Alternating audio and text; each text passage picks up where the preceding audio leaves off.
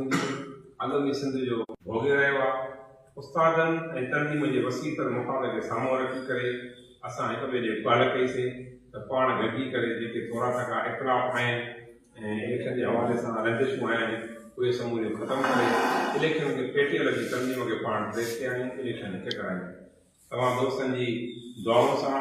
ऐं अॼु असां पेटीअल जे मर्कज़ जे ऑफिस में वेठासीं। जेके बि मामला हुया 3 माण्हुनि जी कमेटी मुंहिंजे तरफ़ां हुई, मां सिकंदर बितोई ऐं साईं अतीक रहमान सोलंकी साहब ऐं साईं गुलाम हुसैन काठियार साहब, साईं गुलाम रसूल मुहर साहब, साईं मुख्तार रहमान सोलंकी साहब, साईं अब्दुल शकूर सारंग साहब। जेके मसइला हुया असां सभिनी मसइलनि ते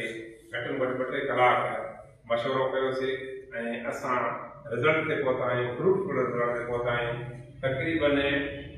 95% असां हिक ॿिए सां जेके मसइला हुआ उहे हल करे छॾिया आहिनि। सुभाणे को जेको ॾींहुं आहे उन सुभाणे जे ॾींहं खे असां ब्रेक करे वरी ॿिए ॾींहुं इंशाअल्लाह ताला असां हिक ॿिए सां वेंदासीं। सिंध जे उस्ताद खे इहा ई ख़ुशख़बरी आहे, इहा असां अनाउंसमेंट कंदासीं इंशाअल्लाह ताला। पेटीअ जी जेका इलेक्शन आहे उहो शेड्यूल आहे, उहे 2 न हूंदा, साईं मुमताज़ शाह वारो ऐं साईं जेको आहे चांडे साहब वारो, साईं गाज़ी खान जमाली वारो। इन्हनि 2 शेड्यूलनि खे असां मिलाए हिकिड़ो शेड्यूल साईं गुलाम रसूल मुहर साहब ऐं असां तजवीज़ करे इलेक्शन कमेटी खे ॾींदासीं ऐं हिकिड़ी इलेक्शन थींदी। तव्हां उस में मुबारक ॾियो त पेटीअल जी इलेक्शन हिकु थींदी ऐं उहा तुर्त थींदी, जल्दी थींदी इंशाअल्लाह ताला। जो जनवरी महीनो आहे उहो यूनिटनि जी पोलिंग जो महीनो हूंदो। तव्हां दोस्तनि जी महिरबानी।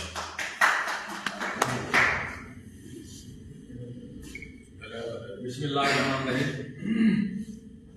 तमाम मुंहिंजा क़ाबिल एहतराम जेके दोस्त महफ़िल में मौजूद आहिनि।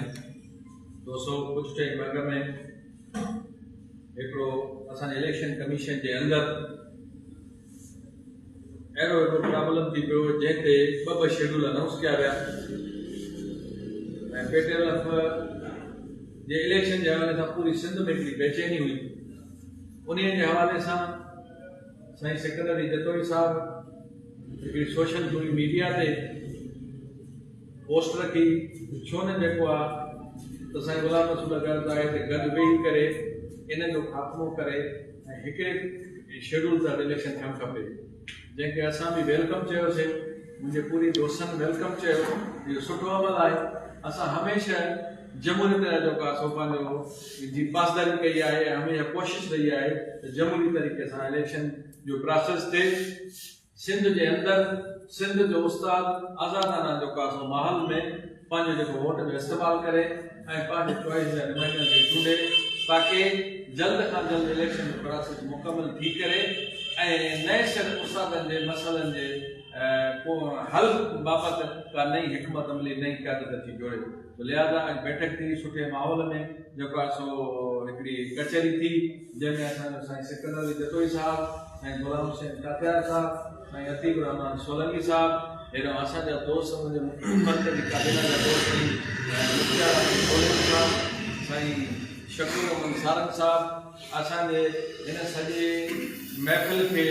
ॻाल्हाइण में अहम किरदारु अदा कंदड़ मोहतरम अमला खान मुहर साहब ऐं असांजे घोटकी खां कुझु दोस्त आया आहिनि, साईं सैयद जाफ़र शाह साहब, साईं अखलाक रहमान खोकर साहब ऐं हिन ज़िले जो असांजो दोस्त हमेशह असांजी मेज़बानी कंदो आहे साईं अली अहमद मंगण साहब, साईं इम्तियाज़ अहमद ज़ुर साहब, बाक़ी जेके मुंहिंजा दोस्त आहिनि तव्हां सभिनी जी महिरबानी। असीं अॼु इन घणो इन इलेक्शन ते ऐं इन प्रोसेस ते वेही सोचे सम्झी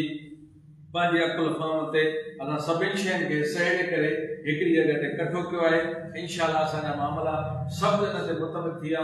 थोरो हिकिड़ियूं अहिड़ियूं शयूं आहिनि जेके ऑफिशियल शयूं आहिनि उन्हनि खे थोरो पंहिंजो कंप्लीट करे इंशाअल्लाह असां दोस्तनि खे ख़ुशख़बरी ॾींदासीं त हिकिड़ी इलेक्शन थींदी, हिकिड़ो ई शेड्यूल हूंदो ऐं जेकी बि इलेक्शन कमीशन जे दोस्तनि जे विच में पाण में इख़्तिलाफ़ात थिया आहिनि ऐं उन्हनि इख़्तिलाफ़ातनि खे दूर करे गॾु विहारे ऐं हिकिड़े ट्रैक ते हलण जे लाइ असां सभिनी हिकिड़ो मशवरो बि कयो आहे, हिकिड़ो रस्तो बि कढियो आहे त इंशाअल्लाह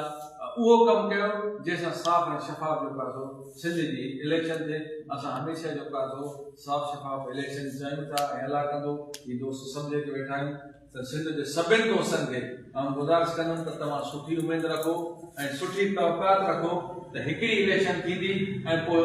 जेको बि शेड्यूल अनाउंस थिए ऐं